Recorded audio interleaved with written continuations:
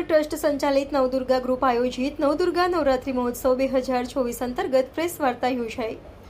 નડિયાદ નગરના પ્રાંગણમાં જય મહારાજની પવિત્ર ભૂમિ પર તારીખ 3-10-2024 થી તારીખ 11-10-2024 દરમિયાન માં ચેરિટેબલ ટ્રસ્ટ સંચાલિત નવદુર્ગા ગ્રુપ આયોજિત નવદુર્ગા નવરાત્રી મહોત્સવ 2024નું ભવ્યાતિ ભવ્ય આયોજન Radhe farm ground Petlad road Nadiad ખાતે કરવામાં આવેલ છે। નવદુર્ગા ગ્રુપ આયોજિત ગરબા મહોત્સવ આપણા સૌના માર્ગદર્શક યુવાનોના પ્રેરણા સ્ત્રોત ગુજરાત સરકારના પૂર્વ મુખ્ય દંડક ગુજરાત પંચાયતી રાજ સમિતિના વર્તમાન અધ્યક્ષ આદરણીય શ્રી પંકજભાઈ દેસાઈના પૂર્વ સમર્થન તથા ભારતીય જનતા પાર્ટી પરિવારના સહયોગથી કરવામાં આવેલ છે।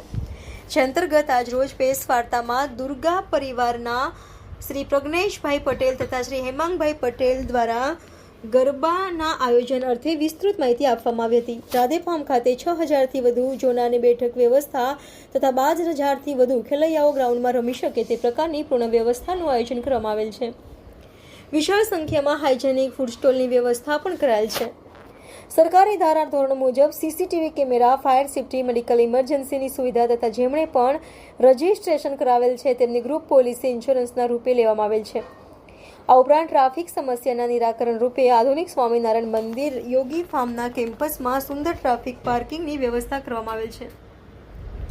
મા અંબાની આરાધનામાં નવે દિવસે નવલા નોરતે ઘૂમવા માટે નવદુર્ગા પરિવાર દ્વારા સાક્ષર નગરી નડિયાદ અને આજુબાજુની જનતાને જાહેર નિમંત્રણ પાઠવવામાં આવેલ છે। કલ્યાણી ગ્રુપ બેસ્ટ સાઉન્ડ અને ગુજરાતના ગૌરવરૂપ ગરબાના પ્રખ્યાત લોક ગાયિકા પલક પટેલના સથવારે નગર નડિયાદના ખેલૈયાઓ નવદુર્ગા ગ્રુપ આયોજિત નવરાત્રી મહોત્સવમાં વિશાળ સંખ્યામાં ભાગ લેનાર છે। મારું નામ શાહ વિકાસ જીતેન્દ્ર કુમાર। ગુજરાતના અસ્મિતાની સાચી ઓળખ એટલે આપણા પ્રાચીન ગરબા સાક્ષર નગરી નડિયાદના આંગણે જય મહારાજની પ્રાંગણ ભૂમિમાં માં ચેરિટેબલ ટ્રસ્ટ સંચાલિત નવદુર્ગા ગ્રુપ દ્વારા રાધે ફાર્મ પેટલાદ રોડ નડિયાદ ખાતે તારીખ 3 ઓક્ટોબરથી 11 ઓક્ટોબર દરમિયાન માં અંબાની આરાધનાના નવલા નોરતાનું આયોજન કરવામાં આવ્યું છે। ત્યારે તેની આ પ્રેસ મીડિયા વાર્તામાં ઉપસ્થિત આપ સૌ પત્રકાર મિત્રોનું હૃદયપૂર્વક સ્વાગત કરું છું।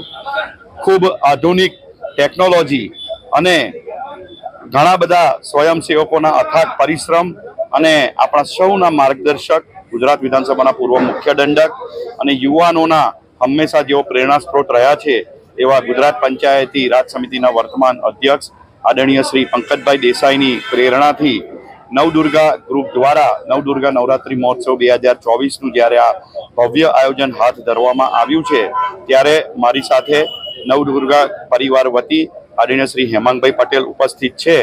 તેઓ આપણને આ ગરબા મહોત્સવમાં કયા સરકારી નીતિ નિયમો ધારાધોરણો અપનાવી અને ખેલૈયાઓ માટે સીટિંગ માટે પાર્કિંગ માટે શું વ્યવસ્થાઓ ઉપલબ્ધ કરાવવામાં આવી છે તે અંતર્ગત પૂર્ણ માર્ગદર્શન આપશે।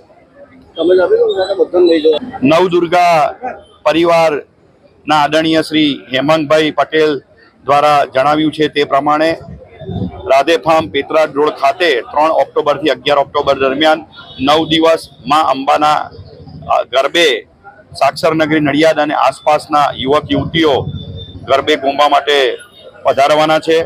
કલ્યાણ પવન ગ્રુપ દ્વારા જાણીતા ગરબાના લોક ગાયિકા પલક પટેલ દ્વારા 9 દિવસ ગરબાની રમઝટ બોલાવવામાં આવશે। 16 વીઘાથી વધુ જમીન પર આ રાધે ફાર્મ પ્રસરાયેલું છે અને ત્યાં 10 થી 12 હજાર ખેલૈયાઓ ગરબે ઘૂમી શકે તે પ્રમાણે પ્લેઇંગ ગ્રાઉન્ડની વ્યવસ્થા કરવામાં આવેલી છે।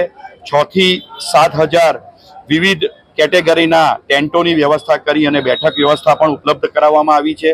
સરકારી નીતિ નિયમ મુજબ જે પણ પરવાનગીઓ લેવી પડે જે ચાહે સીસીટીવી કેમેરા હોય, ફાયર એનઓસી હોય કે સિક્યોરિટીની વ્યવસ્થા હોય, આ તમામ સુવિધાઓ નવદુર્ગા પરિવાર તરફથી લઈ લેવામાં આવી છે।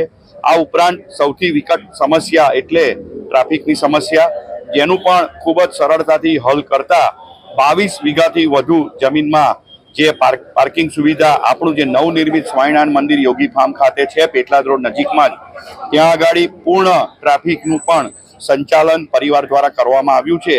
અને મને જણાવતા આનંદ થાય છે કે જ્યારે ખૂબ મોટી સંખ્યામાં ખેલૈયાઓ અને જોનારા આ રાધે ફાર્મ ગ્રાઉન્ડમાં નવદુર્ગા નવરાત્રી મહોત્સવમાં ઉપસ્થિત રહેવાના છે ત્યારે તેમણે રજીસ્ટ્રેશન કરી આધાર કાર્ડ લઈ અને એક ગ્રુપ વીમા પોલિસી પણ હાથ ધરેલ છે. એટલે કોઈ પણ આકસ્મિક સમયે કોઈ ગંભીર ઘટના બને તો મૃતકને 1 વીકની અંદર આયોજકો દ્વારા ₹2 લાખની આર્થિક સહાય પ્રદાન કરવામાં આવશે. ઇમરજન્સી માટે આદરણીય શ્રી સંચાલક પ્રજ્ઞેશભાઈ અને હેમાંગભાઈએ જણાવ્યું તેમ 2 એક્ઝિટ ગેટ ઉપલબ્ધ કરાવવામાં આવ્યા છે.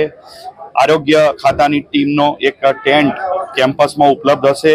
આ સિવાય ખાનગી એમ્બ્યુલન્સ અને સરકારી એમ્બ્યુલન્સ અને ફાયર બ્રિગેડ દ્વારા વોટર કેનન બાઉન્સર પણ ઉપલબ્ધ કરાવવામાં આવેલ છે.